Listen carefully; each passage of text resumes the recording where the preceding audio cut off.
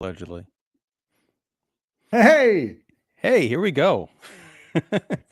It's Scare-a-Thon 2023. Oh Um, man. this is the one. Usually, we do these kind of Friday night shows over here on Kicking the Seat, Yep. but AC, you've really been going nuts over on Horror 101 with Dr. AC's YouTube channel, doing shows every night, and I'm glad to be able to host one of these for this year, getting it in just under the wire. How Well, you doing, man? I'm doing great, and thank you. No, this is actually the first live event I've done because all the other shows have been recorded ahead of time, and then they go live at 8 o'clock every night. But yeah, this is the first time we're streaming out over the airwaves.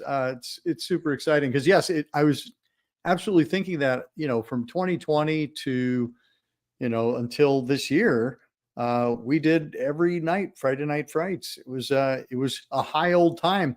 And I remember when we were talking, you're like, so we're gonna do that again this year. And I'm like, I actually don't have Fridays available because we're finally, out of lockdown and things are happening on Friday nights. And yeah, it's very strange. But again, I love the fact that we're doing it tonight. So good call, good to see you, and good film that we chose. I'm really, really excited to talk about this one. It's interesting that you said good film that we decided to talk about, because if you had told me 20 years ago that we'd Yes. be talking positively about Rob Zombie's House of a Thousand Corpses, first of all, I'd be like, "What's a live stream?" Yes, But also no, that. I would have said you're crazy because this is just it's a Technicolor Texas Chainsaw Massacre ripoff directed Yes, it by a is. music video guy, and he's never going anywhere. And this is the beginning and end of his career, and I don't even know what a white zombie is. It sounds like a drink. But after 2 decades, numerous other films, some of which I've liked and some of which I really haven't. Yep. Um, I've come to appreciate this movie a lot more than I did in the beginning. So, let's start there. AC, tell me how you came to experience House of Thousand Corpses, and what did you make of it the first time you watched it? Honestly, I think we had a very similar experience. I remember watching it. I actually watched it in October because I remember watching it when I was trying to jam in a whole bunch of movies, in the early days of the Scare-a-thon. Uh, Although, no, I couldn't have been. It must not have been for the Scare-a-thon. It must have just been to watch it. I know I watched it one year for a Scare-a-thon, but my memory of it is watching it at home. I didn't see it in the theater because, like you, I was kind of like, who? Rob Zombie? Come on. Uh, but I do remember seeing it on video, and I remember being really perplexed by it. And they're like, I don't understand this movie. This movie's like, when you say a movie's insane, you think, oh man, it's wild. Like I just literally thought this movie had lost its mind, and I was like, I don't know what's going on at all.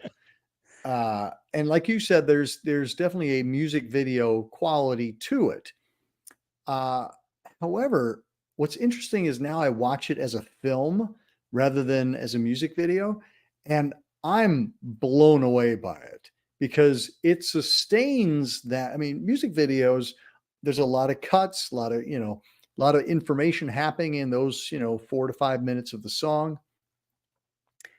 It takes that aesthetic and extends it for a feature film, and it maintains my attention. And I don't like a music video sometimes, it doesn't necessarily follow a narrative. Sometimes it does, sometimes it doesn't. And I love this movie now. I love it. This may be my favorite Rob Zombie movie. Ooh. I mean, more so than Devil's Rejects, more so than Lords of Salem. Like I just feel like this movie is so assured in what it wants to be.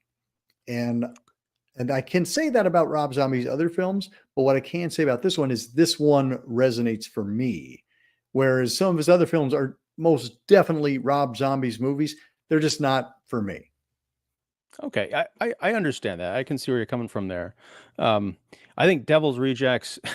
Honestly, this is weird. It's gonna be a tie between the Devil's Rejects and the Munsters as far as Oh, my well, I favorite. still haven't seen The Monsters, so I can't weigh in on that one yet.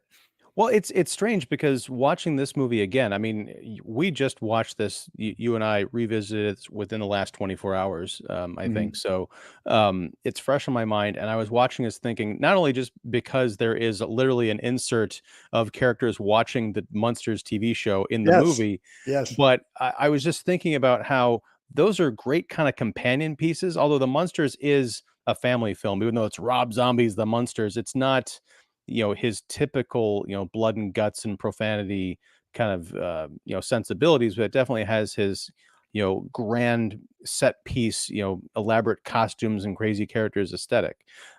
So yeah, I would recommend watching these together, but just not with the whole family necessarily. Send the kids to bed after the Monsters and stay up late for House of a Thousand Corpses. Before we get really into it, I do want to say that this is a scare-a-thon, which means that you more than me, you've been watching, horror movies all month long and doing shows going up every day of the month of Buzz, which is the uh, Women's Reproductive Rights Assistance Project. Right. Correct. Okay, I got that. I it's RAP for short. And yeah, so we are gonna have we've got some information on that down below. Wait a second. Am I freezing? Am I going glitchy? I'm not sure if you are or if I am. Okay. Well, no, you're fine. I can see both of us Okay. in real time. I've got the little signal strength thing going Yep. off there. Yep. So, all right. Hopefully, Well, hopefully, folks will let us know. yeah. As long as you can still hear me, that's I what's can. I important. can still Yeah. hear you. You have frozen with a rather concerned expression on, Oh, well, but I can okay. still hear I'll you. All right, I'll come back at some point. This wacky cockamamie internet thing. But Yep. so yeah, we've got information down below on how you can support rap, and we'll talk a little bit more about that towards the end of the show. But I wanted to get that out here before I forgot. Very good. So I did see House of a Thousand Corpses in a movie theater. I saw it Okay. when it first came out. I remember seeing the trailer for it. I want to say like a year or two before it actually came out, because this had a rather storied kind of production history. Yes. I'd forgotten a lot of it, but I was listening to like an 8-minute clip of Rob Zombie talking to Joe Rogan, I think from 4 years ago when Mm, Three from Hell came out. That was sure. the third movie in the trilogy. And it was originally set up at Universal Pictures. Yep. And after the initial like audience test screening, I guess an executive pulled Rob Zombie aside and said, "We literally this is unreleasable." So it was on a shelf, and then it got picked up by Lionsgate, which at that point had been kind of like a smaller horror studio known for like American Psycho, I think specifically, and then it would go on to do like Saw and Right. really blow up. But yeah, so it definitely does have that feel of a guy coming out of the gate, swinging for the fences, putting all of his influences up on the screen, and then it's kind of left unloved by the side of the road, which is, it's good that it got the cult following and that it did, and that he was allowed to go on and make The Devil's Rejects and other pictures, even though I might not agree with my enjoyment or the quality of those later films. I think that he is an important, filmmaker to have on the scene. Well, what's interesting is you had this movie, which was such an assured debut, and then it was followed up by The Devil's Rejects, which actually received quite a bit of critical acclaim. I don't remember what the critical assessment of House of a Thousand Corpses was. I just missed that whole part. I don't know what I was doing in 2003, but I certainly wasn't paying attention to what Rob Zombie was doing. But then Devil's Rejects came out, and I did see that in the theater, and that one knocked me out. I was like, "Wow, what is this movie?" And and this is a sequel to House of a Thousand Corpses? Because I don't remember liking that movie. How could this be a sequel to a movie I didn't like and be a movie that I like so much? And I think what's true is that House of a Thousand Corpses and Devil's Rejects, even though they have the same characters, they are such different films. They're such different aesthetics. Uh, our depiction of Otis is so different, which is again like Rob Zombie. Like, what kind of balls do you have to be like, yeah, I know he looked like this in the last movie. He doesn't look like that anymore. Everybody else looks the same, but Otis doesn't look that way anymore. So there you go. And I was like, wow. And that is Rob Zombie in a nutshell. That guy has so much conviction in his choices. He makes really bold choices. He makes choices that he knows are going to be unpopular. But what I love about this movie is that all of those choices for me seem to work. All the crazy music choices, even though they kind of recall Quentin Tarantino for me a little bit, in that I'm kind of like, eh. But then again, this is, I mean, Tarantino's Reservoir Dogs, that was 2002. No, sorry, Oh, 92, 92, 92. 92. Yeah, Sorry. yeah, yeah. I was like, I knew there was a two in it. Bam. So I feel like there is a Tarantino influence in that you've got these kind of like old timey songs and country music and things like that juxtaposed with the violence that's being seen on screen. So I feel like there is that going on. But again, there's moments in this movie that feel unlike any other that I've seen, and I really enjoy the assault on the senses that it is. It's funny that you mentioned Tarantino because I just had I recorded an episode on Kill Bill, which turns Hmm. also turns 20 this year, strangely enough. Yeah, yeah, That episode hasn't come out yet. That'll be next week. But talking about the idea of Tarantino as someone who is very homage heavy. Some might call him a ripoff artist.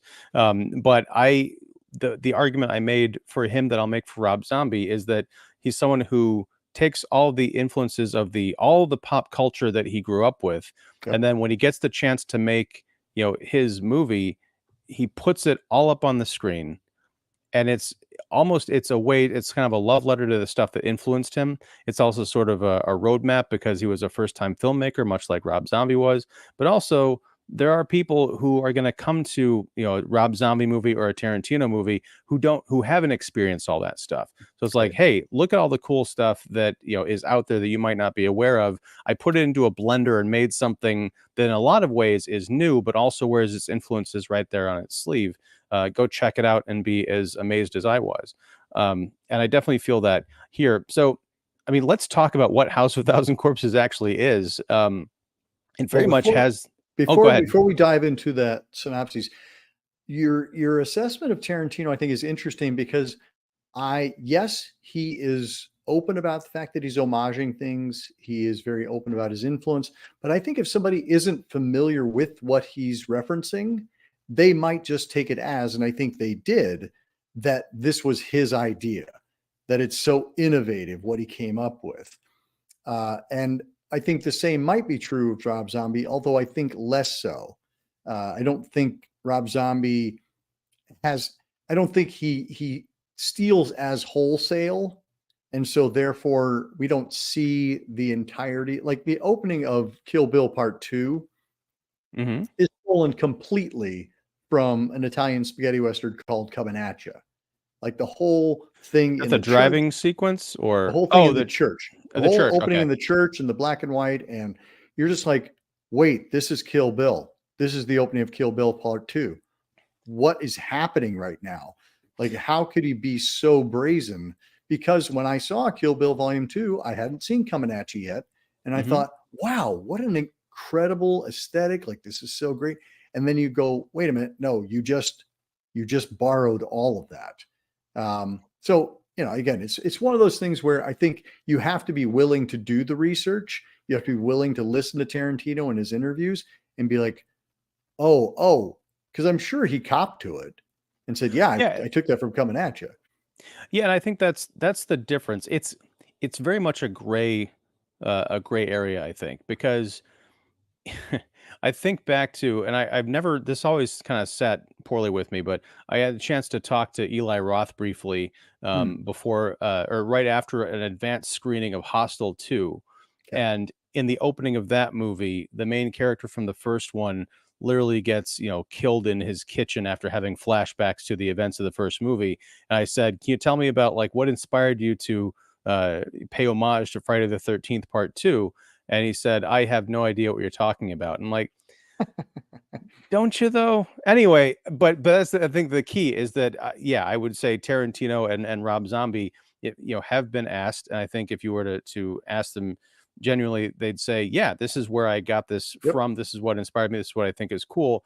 And I think with Tarantino, not to make this whole thing about him, of course, but No, no. as his filmography has gone on, and he's become, I think, more probably rich and successful, and the Yep. ability to make movies every few years. Like, I can't think of a parallel, and maybe they're out there, to like Once Upon a Time in Hollywood. Right. As far as like storytelling and all of that, and the concept. But yeah, with Rob Zombie, it's exactly the same. I watched this as a Texas Chainsaw kind of ripoff, and I can still see those skeletons, Yeah. no pun intended, but they're just different enough. Like the barbecue stand in Texas Chainsaw. Here it's Captain Spaulding's fried chicken, Yep. but there's no indication that it's anything really but fried chicken. I don't think they don't really get into the whole cannibalism thing. Right. They do have this kind of house of horrors and underground layers, which is more Texas Chainsaw 2, I would 2. think. Yep. Yeah, and they've got like these tourists who get kind of caught up in this nightmare scenario with this crazy family. There are parallels there, but it is its own wacky rock and roll carnival ride that yeah, I think it's easy to write this movie off, but I think it's also a mistake to do so. I mean, I also think it's great that like Rob Zombie literally has images from Universal classics peppered all the way through. Yeah. He's got the Wolfman, he's got Old Dark House, he's got House of Frankenstein, he's got Thing from the Creature from the Black Lagoon, he's got the Munster Go Home movie. I'm just like, and those are all Universal, and you're like, okay. And I think it's funny that like it started at Universal and then ended up not being at Universal anymore. So it's like he got the license to use those, and then they're like, no, just go away.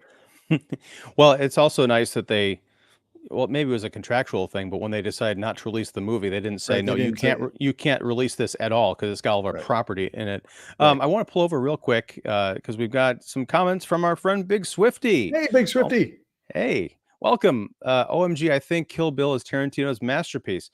I think it's one of his masterpieces, but I will agree. I hadn't watched that movie in a long time before I watched it with my friend Cole, and yeah, I forgot just how fun that is and how different the second chapter is. But we're going to talk about part 2 next year. Um, yes, AC, I do feel that this is kind of a TCM ripoff. Here's the thing: whenever I see TCM, I don't think Texas Chainsaw Massacre. I Turner think Classic Turner Movies. Classic Movies. And Damn it's a it. total Turner Classic Movies ripoff. There you go. But I did dig it for some reason. Actually, like the sequel way better.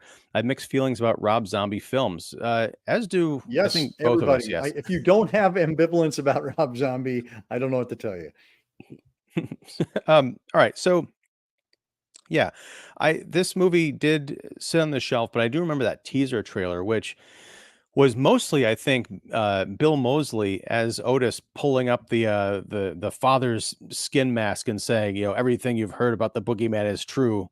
Hell is real, and you found him, or something like that. It was a great teaser moment. I think that's why when I heard that it was playing at the AMC City North, I think I had to go see it on the big screen, and I left kind of despondent, much like you. I'm like, what was that?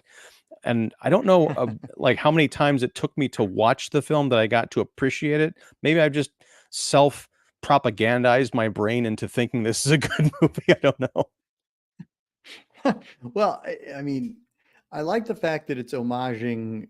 Yes, it's homaging Texas Chainsaw. It's homaging Halloween. You have the same kind of. It starts on October 30th, and then the next day it's Halloween. And in 1977, which is the year before Halloween was released, so it's like, like I think all that is intentional. I also like the fact that, like we open up with a truck driving by. This is God is dead. And that just kind of tells you where we are. We're in a world where God is dead. Yeah, and the Firefly family, which that's the thing, is the mythos that he has created for these characters. I don't think it's kind of like the Matrix. Like, all this stuff was just kind of put out there in the first movie, with the legend, the coherent backstory and everything didn't come in, I don't think, until later on, when he realized, I'm Right. going to make this into an actual 3-part story. But you've got Baby, Otis, Tiny. What was the guy in the bear costume? I can't remember what his name was. Who was he? Rufus. Rufus. Yeah, And then you've got, Rufus, Dr. Salem, Grandpa. right, and you've got Mama Firefly, Yep. played by Karen Black Aaron in Black. this one. And then is Captain Spaulding? Is he? Is he the dad, or is he just kind of associated with them? Because I Well, always here's thought the he was more thing. of I a mean, I dad don't. figure. When you think back to Texas Chainsaw, like, do we actually think that family is a family, or are they just a family? Are they collective? Because I feel like that's kind of what I get from the Fireflies. I don't know that they're all actually related. Maybe Otis and Baby, but other than that, I feel like they're just kind of a collective of weirdos who live together. If they do happen to be, I just don't think Mama is actually Baby's mama. I don't think Karen Black is Sherry Moon's mother, but they play these roles throughout, and I love that. I think it makes it even weirder. The fact that they're not related, that they just all live together. See, I'd never even considered that possibility. I always thought that they were just somehow kin, but now I almost want a prequel to this. Like, how did they all end up in this house as this messed up family? All right, Swifty has another thing to say. Roth and Zombie wear their influences on their sleeves way too much. They are total fanboys, but aren't we all? It's just that they get to make these films. Well put. I don't know if someone were to give me like $1 million and a camera. I'd say, well, thanks for the camera and the $1 million, but you want me to do what with it? I, I don't know that I'd be able to pull something together that's totally Well, I original, but don't think I don't think you would be so brazen as to copy as blatantly as they do. mm, I think we do see influences, and that's the thing. We're all influenced by everything. You can't watch a movie without being influenced by all the other movies you've watched in your life, and you're going to be watching this movie through those lenses of the experiences that you've had and leading up to every movie. I mean, watching this movie, I can't watch it the same way as I did when I watched it for the first time. Every time, like because I've seen so much weird cinema in the 20 years that have transpired since 2003 and 2023, I think that's why I can appreciate this film in a different way. And I think it's why I don't appreciate Devil's Rejects as much, is because Devil's Rejects feels a little more conventional. I think the screenplay is a little wobbly, whereas this one, it's it's a film filled with non sequiturs. Like there's a lot of things that just don't connect to anything else. They're just blam, blam, blam, blam. And I know it's been compared to a haunted house carnival ride before by other people smarter than me, but I think it's an apt comparison where you're going along and suddenly you're in this friggin' room, and then you're in this friggin' room, and then this thing comes out at you. They don't all have to connect. And I feel like that's for Devil's Rejects. It got a little more connective, and I feel like maybe character is not Rob Zombie's strong suit. I think this kind of shock and awe approach suits him very well. I would slightly disagree. I mean, I take your point, but if it weren't for, I think Devil's Rejects is the movie that really helped me appreciate this film before, because these characters are cartoon characters, whereas if you I couldn't believe that by the end of the Devil's Rejects, where you had this trilogy of madmen who were going around skinning people, assaulting people, doing ungodly things all throughout, Texas or wherever they're supposed to be. At the end, when they're running down a police barricade to the tune of Freebird and it's going in Yep. slow motion, I'm like, no, these are like the Robin Hood outlaw heroes. I'm rooting for these guys, Yep. even though they're complete. I have no logical reason to cheer for them, but somehow they've transmorphed into heroic figures. Yep. I don't get any of that from House of a Thousand No, Corpses, I but I don't do think in you're Devil's supposed to, though. Rejects. Right. I don't think you're supposed to. I think that they are supposed to be completely terrifying and irrational. Yeah, and so you're saying that in the next movie he kind of assigns some rationality to them, even though they are still mad, I guess. Do you think that's in, and I know we're not specifically talking about Devil's Rejects tonight, but I'm wondering, is that through character or perhaps what we see them go through? Because the hunters become the hunted in the Yes. second one. You've got William Forsythe's cop, the brother of Tom Tolles' character in this movie, Yep. who's Yep. out for vengeance, and he gets it. And when we see that the law enforcement is can be just as brutal as the serial killers, we're like, no, I'm glad they got away from this, even though in my Oh heart, I'm yeah, like, yeah, they did terrible things. They should be, electrocuted or whatever. I just don't yeah, want to see them tied up and tortured. and tortured. Yeah, absolutely. And I think that is it. And I think it's a great great trick that Rob Zombie pulls, is having us suddenly rooting for these horrible, horrible people because they're encountering something that's worse than them. Uh, yeah. I want to jump ahead here to, I should probably have put this on like, 20 minutes ago, but I'm going to put on the spoiler banner. Um, I want to jump ahead to Spoilers the for a end because 20-year-old move, 20-year-old cult hit. well, that's why it's a cult hit, right? So not everyone has seen House of a Thousand Corpses. Oh, side note, I put in my Blu-ray from like 2007, Yeah. and it wouldn't play on any of my devices. Oh So no. I think its time has passed. I bought it on Amazon for $1 more than it cost to rent. Oddly Ooh, enough, very okay. strange. Yeah, Um, I watched it on my good old Lionsgate DVD. DVD. Did it have I the know. did it have that great Captain Spaulding Sid Yes. Haig live intro menu? Oh, that Yes. was so good. It is. It is still so good. So, Yeah, he for those who don't know what we're talking about, on the original DVD, back in the days in DVDs, they would invest actual money into full-on productions for these menus. You had Sid Haig as Captain Spaulding introducing the menu saying, "Ah, shit the bed. Welcome." yep.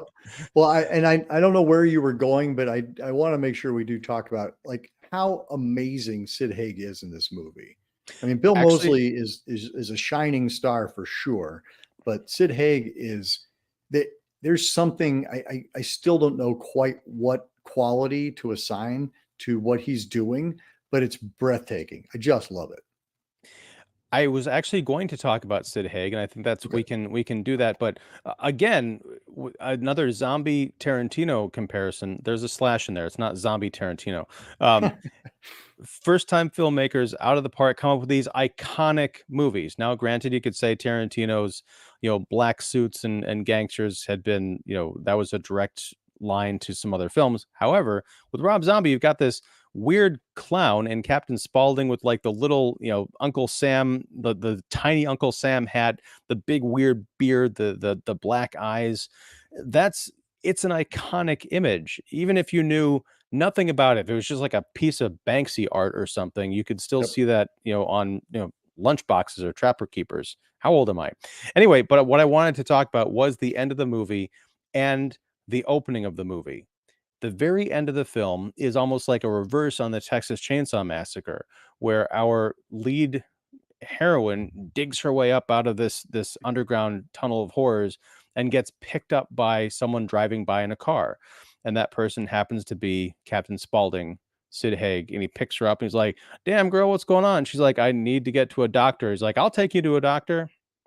And then Bill Moseley pops up out of the backseat of the convertible, and we cut back to, oh, she was either imagining that whole escape thing, or she had been re-knocked out and taken to Dr. Satan's lair. So it Right. doesn't end up well for her.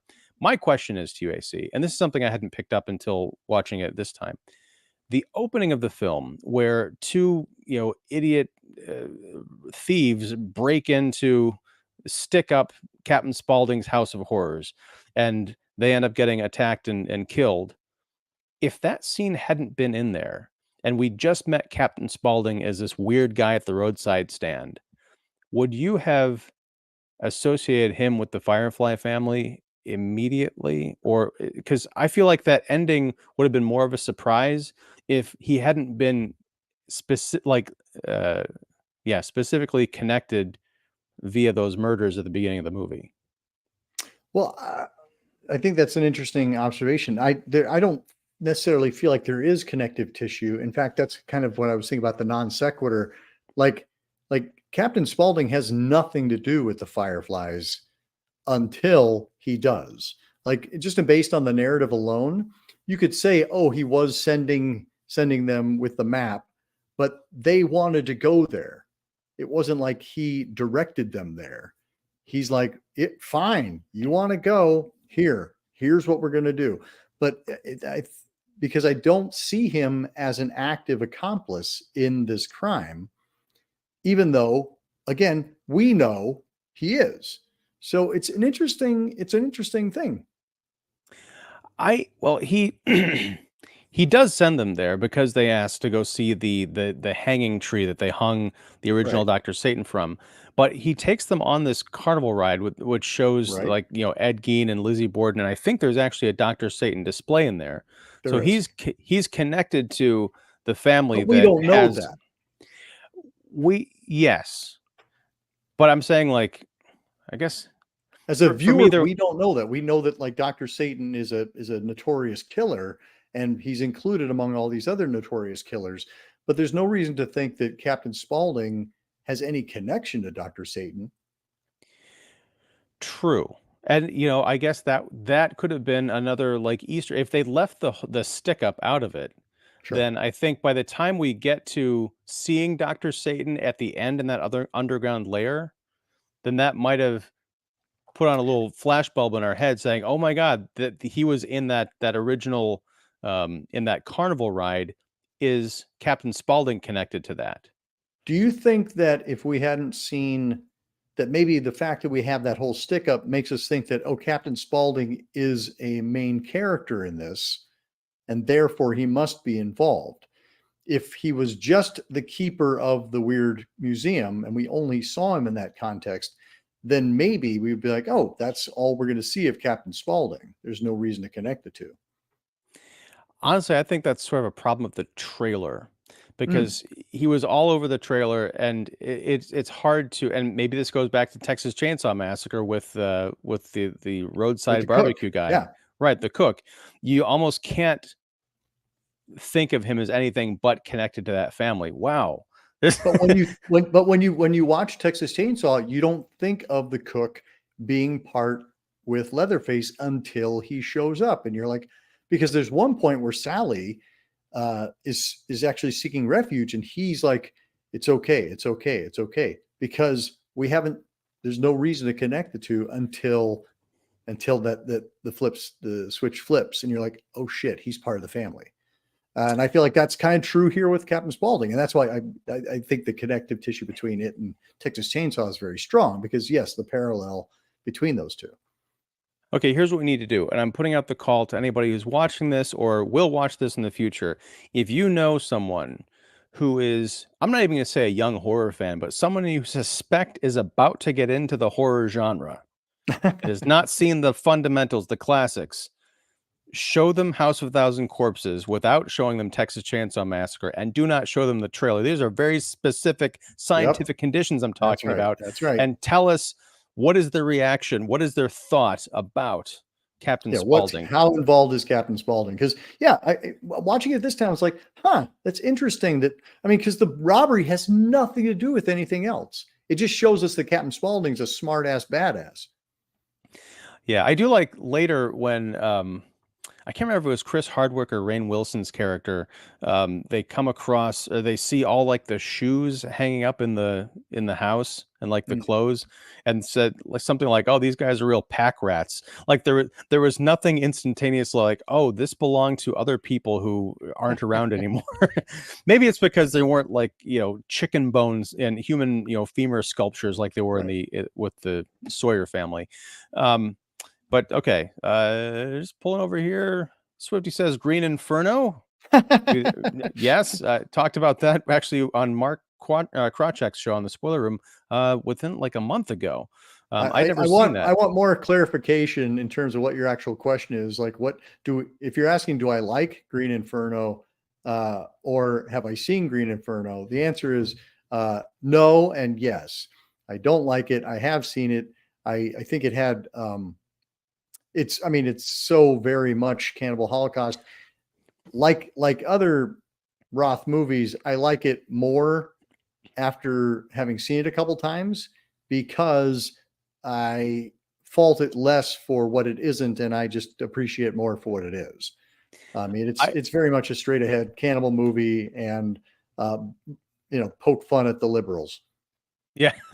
I think that if I had to guess, Swifty was referring to us kind of talking about the Tarantino movies, Yeah. direct homages, and this is I haven't seen Cannibal Holocaust, but I Oh, did okay. watch Green Inferno, and I understand there are tons of parallels there.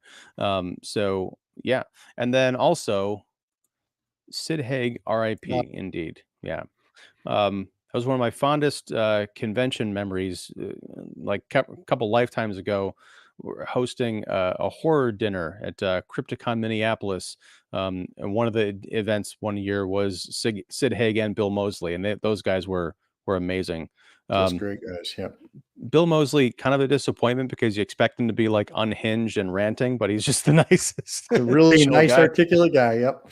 Seriously. Oh, and I gotta say that was maybe that is another Texas Chainsaw comparison that I've let fall by the wayside. Like, oh, he's just doing Chop Top again. He's Mhm. ranting at the camera, like kind of making weird comments about, it was Vietnam and in Texas Chainsaw 2, and now it's consumerism, whatever. But no, they are very different characters, and especially in The Devil's Rejects when Yes. he's really his own beast.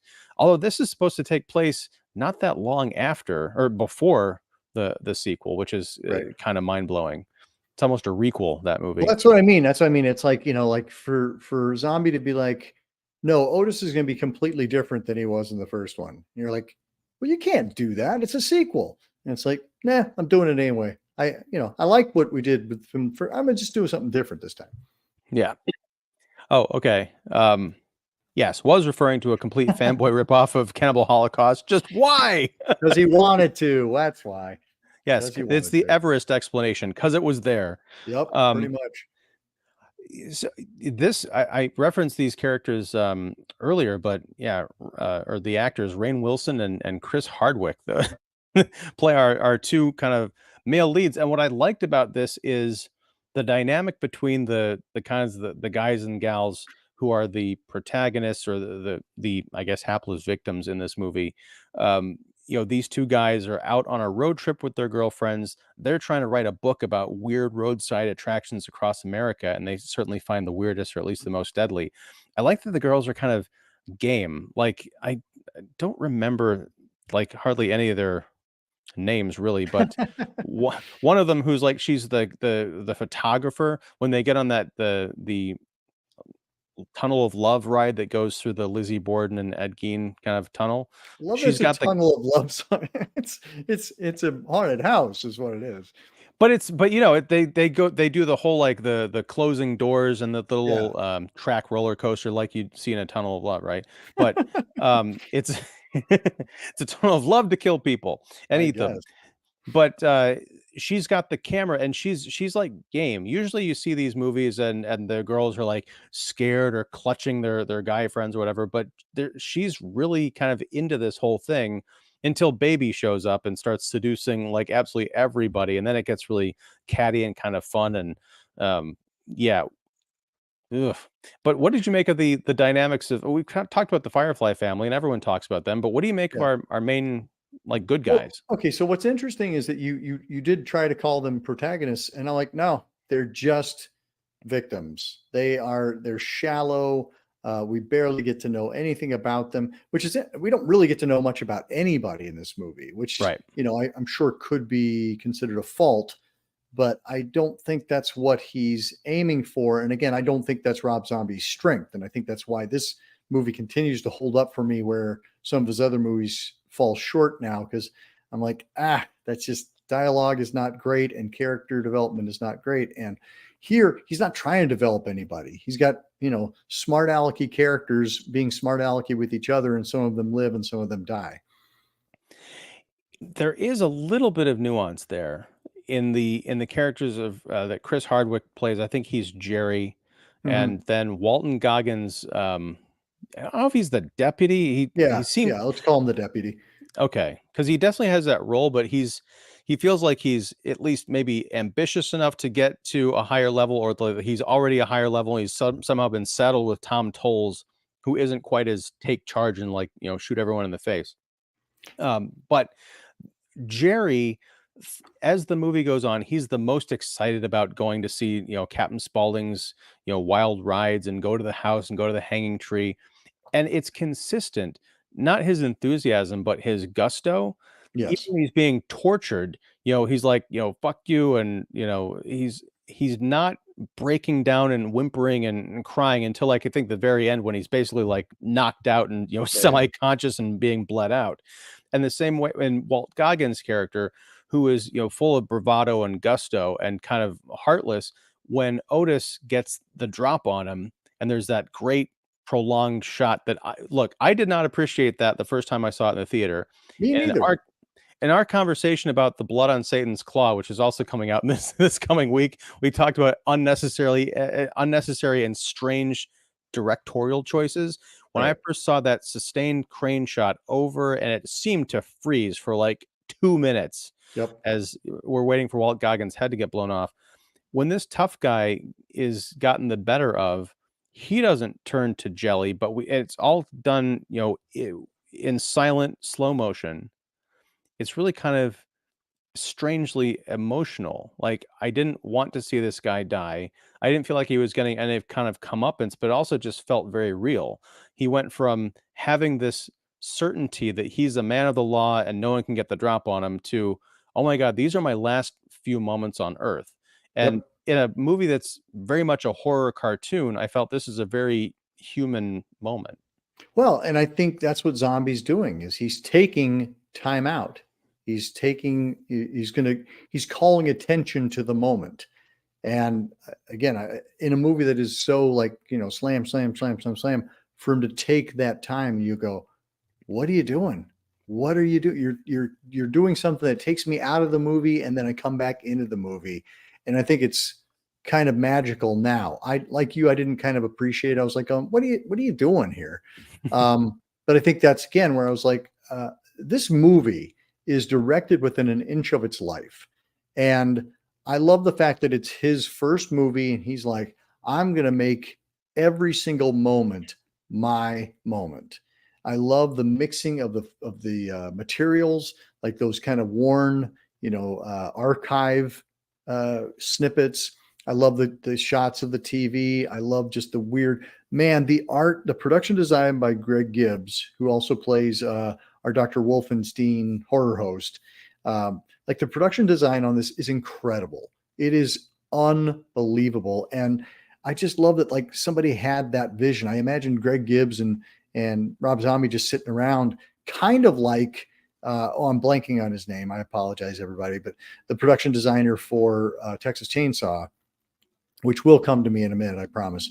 But I imagine him sitting down with Toby Hooper and just like going, what if we have chicken bones everywhere? And what if we do this? And what if we do? And you're just like, because it's about that production design. Like that's, I think, what makes Texas Chainsaw so special. And I think it's also what makes it makes this film, House of a Thousand Corpses, so special as well, is the attention to detail and the willingness to go and draw outside the lines and fold that paper up and bring something else in.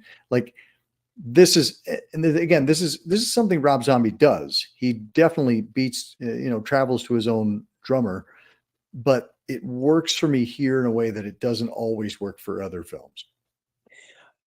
It's something that, I mean, I am totally in agreement with you on this. And I'll take it a bit further. I can smell this movie. Like Hmm. Hmm.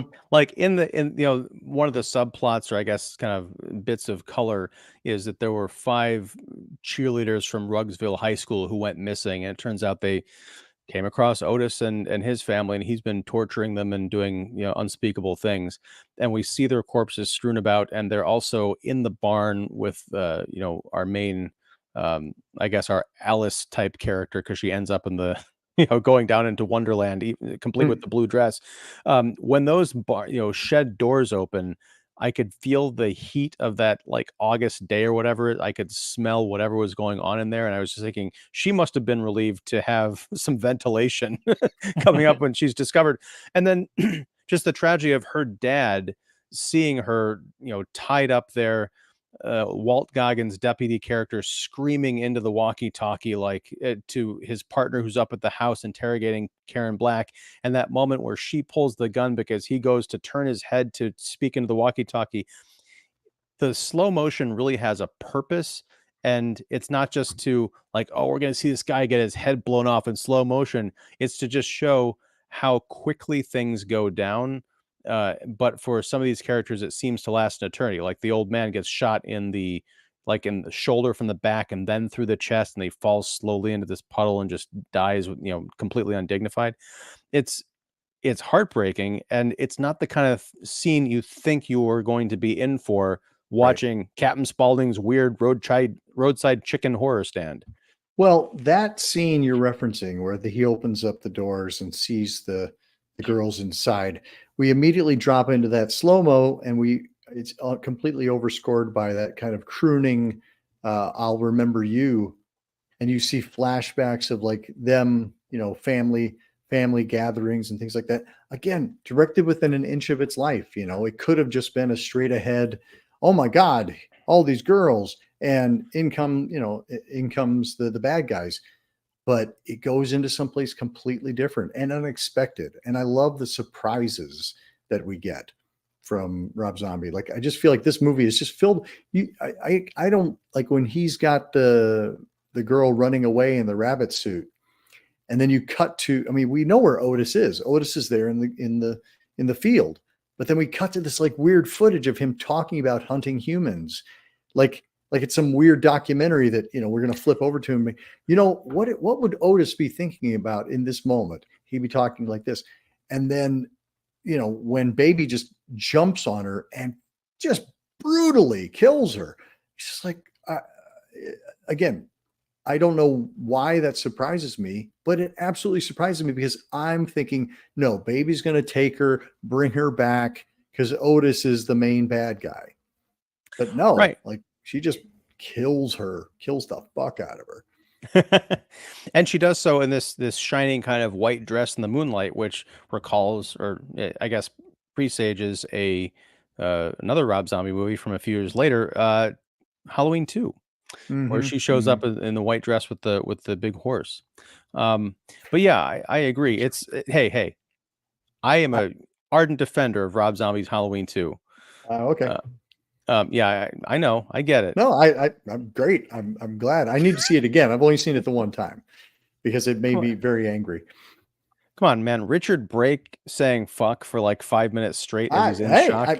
I mean, let's just talk really quick about Halloween 2, because Halloween 2 is the film where I was like, I know Rob Zombie knows how to direct, but he's choosing to do this.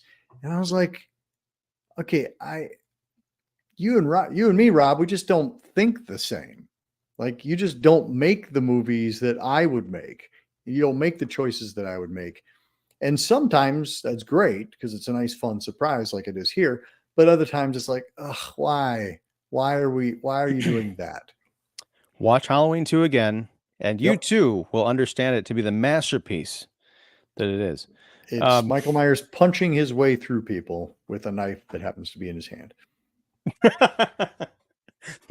that's either a synopsis or a tagline. I don't know. That's Um, Big Swifty says, thanks, Big yeah, Swifty.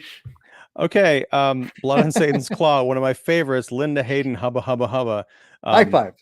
High five, and be sure to check out our episode on Blood on Satan's Claw.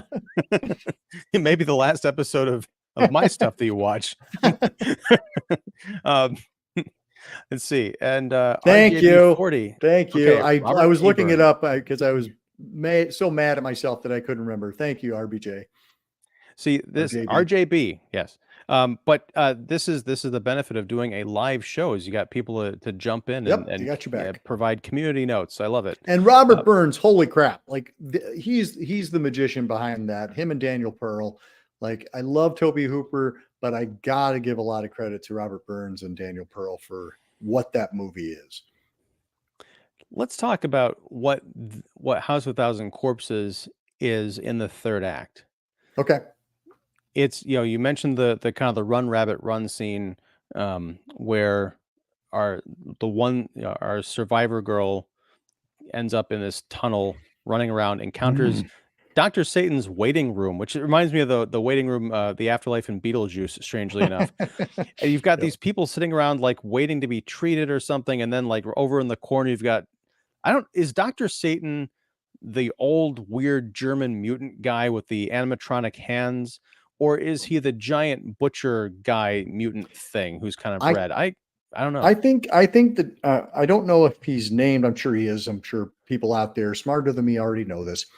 But he reminds me very much of the Dr. Freudstein character from Lucio Fulci's House by the Cemetery. And so, like the guy with the big axe, that's who I always refer to him as is Dr. Freudstein, even though I'm sure that's not actually who he is, and I'm sure somebody else knows his character name. Um, but yeah, I have always thought Dr. Satan is the one who's got like the kind of suspended arms, which again, production design. Are you kidding me? Like, who thinks to do that? Especially because when you've got the giant mutant, with the red head and the goggles and the axe, being the one who is chasing our heroine through the tunnels and everything, you didn't need to. I'm going to say, from a Universal executive standpoint, you don't need to waste time developing these weird mechanical appenditures and this elaborate costume for Dr. Satan if you're literally going to see him over in a corner for like a minute, and the next Right. 5 minutes are going to be this big chase scene with this other character. But to your point, Rob Zombie's like, no, I've got a vision for this. We're going to build it. I don't care if you see it for 2 seconds. It's going to be in the Yep. movie because it's part of the story I'm trying to tell. And it makes it so like whacked out and bizarre. I love it. And the other person we have to throw props out to is Wayne Toth, who does the makeup effects for House of Thousand Corpses, because that look for Dr. Satan is just bonkers, and like the all the way through the mask and the suspended arms. It's like, yeah, it's just genius. Love it. Now we're going to get educated here, AC, because Oh, good. RJB comes back with that's Earl Firefly with the axe, aka the professor. Now, Thank you. Yep. help me out. What does that mean? I feel like I missed something. Who is Earl? I mean, I think everybody has to have a name, and Right. that's Earl. I don't remember them saying that was Earl. And again, I'm having just seen the movie. I feel bad that I don't remember if somebody called him Earl. I do remember Rufus getting referred to by name, which I wrote down. But yeah, I wrote down Dr. Freudstein because I'm like, that's who that is. That's that guy. No, that's cool. And again, I don't know if that's something, yeah, that we might have missed in some dialogue, It's just a deeper or if, dive too, probably. right, or if it's something that, yeah, was referenced in like other material with other movies. Or just might be in the cast list, just a process of elimination. You're like, okay, well, that's the professor. Yeah, but getting back kind of on track, what do you make of this whole running under the tunnel sequence? Oh man. Do you like it? Do you appreciate it? Because the first time I saw it, I was just so checked out. I'm like, there's running, there's dirt, there's mutants living underground somehow. I don't care. But this time I was really engaged with it until the cave in, because that I thought that was right out of Butterball at the end of Hellraiser. Mm. You know, which is fine, but I was like, oh no. I mean, I was on board with it because I knew what to expect. So I was expecting it and I was ready for it. I like the fact that it becomes its own haunted house. It becomes a haunted house attraction where we're going into this room where we see these weird underwater zombies, and then we go to another room where we see people in the waiting room, and then we got the scene with Earl the professor. It's like I love the fact that we are moving from space to space and encountering different nightmares. And I think it just gives Rob Zombie more time to play, it gives him more opportunity to throw up things that he'd like to see in a movie that he hasn't seen in a movie before. Uh, So point. to answer your question, I don't know that it makes a lot of sense. I don't know that it necessarily works on a narrative level, but I think it works on an emotional level. I think it works in terms of it. It's this, you know, I don't like haunted houses because they totally mess with my fight or flight instincts. Like I paid money for this thing. I don't want to race through it and get through it as fast as I can. But I also don't like the idea of having to slowly go through this and have some, teenager in a mask, jumping out at me because I just want to punch him. And I'm like, nope, don't hit that kid. So yeah, I have a real love hate with haunted houses because I think they're very effective. But this is the way I like to experience a haunted house, is going, okay, thank you, Rob. You could take me through your, so yeah, as many wackadoo scenes as you want us to present, that's fine with me. Side note, apropos of absolutely nothing, my neighbor down the street puts on an elaborate haunted garage every year. Mm, And I don't know how he does it, but he takes his regular like suburban garage and I swear he makes it into like a 5 mile maze of like torture and yeah, horrors. yeah, yeah. It's so much fun. All right. Here, I'm just gonna assume that RJB is on the level with this because I don't know how he could know this, but you could be writing fanfic or this could be from Rob Zombie's like Internet Archives. Wow. Earl Earl Firefly was the Wait, I husband. remember them saying that. You're right. Thank you. That's When? Karen Black talks about it, I think.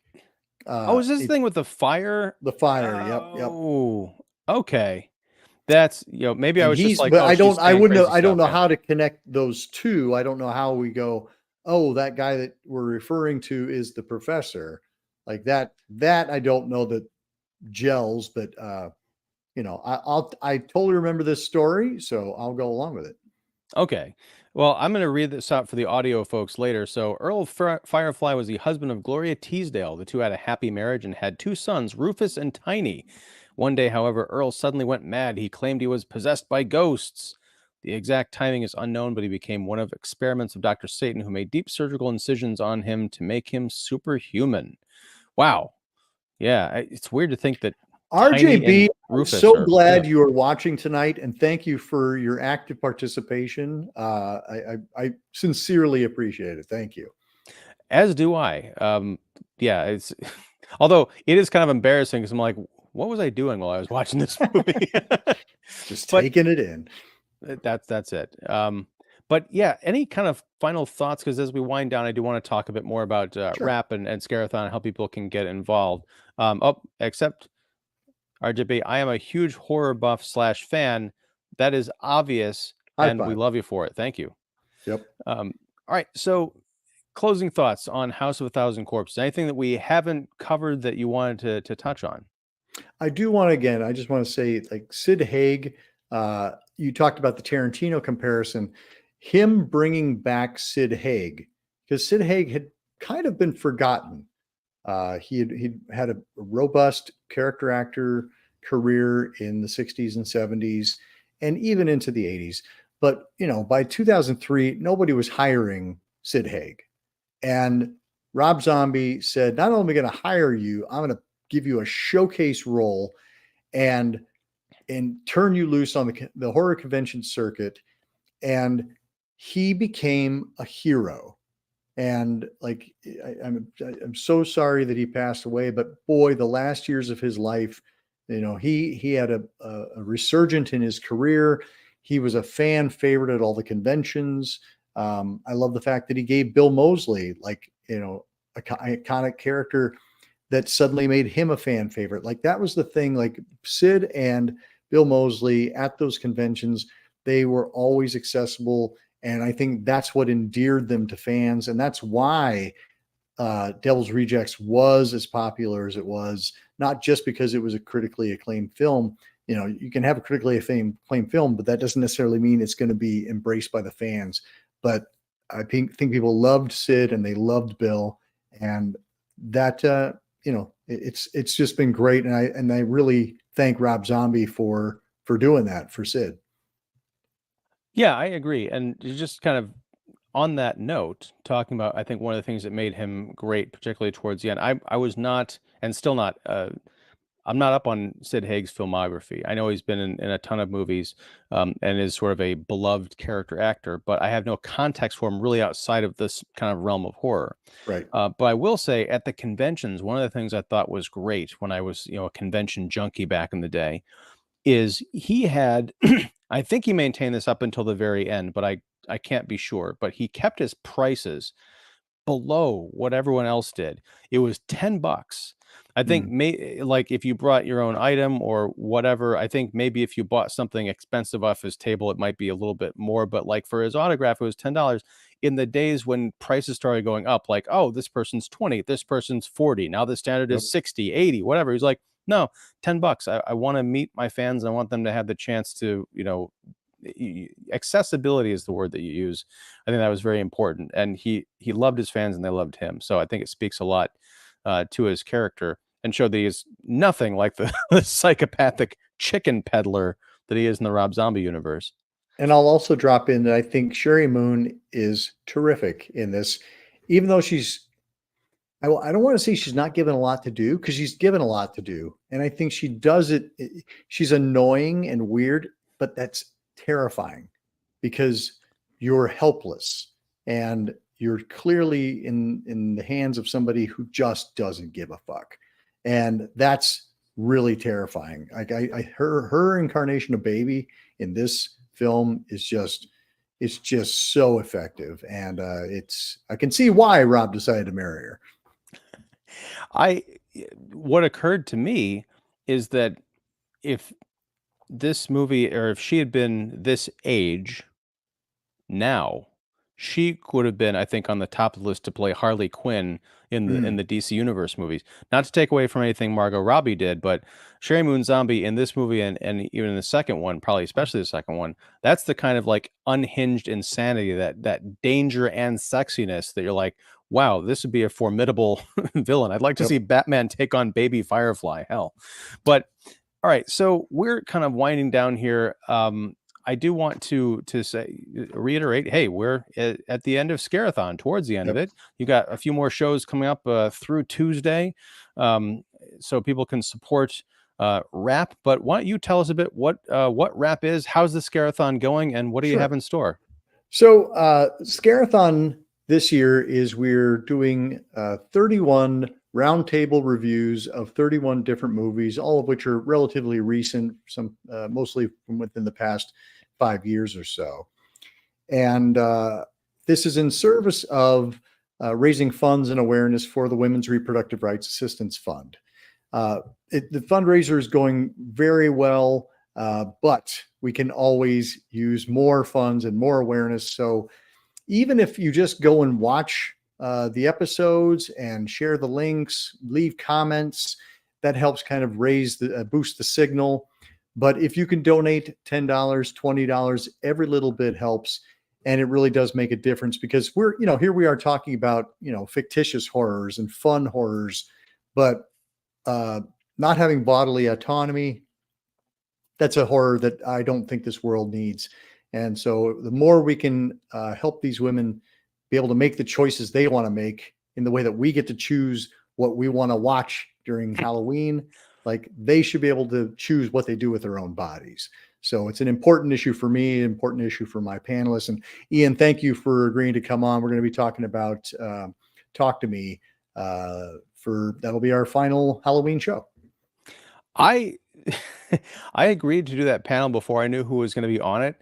And then when I saw the email, like inviting people to come on, I don't want to spoil it, but I was like, I feel like you tailor made this panel so that I could be a part of it. Oh. I know all the people on there and they're all awesome. So yeah, that's coming up next week. So AC, thank you very much for hanging out and talking House of Thousand Corpses. I love this movie more than I thought I ever would, and it's nice to be able to talk to someone who kind of shares that sentiment.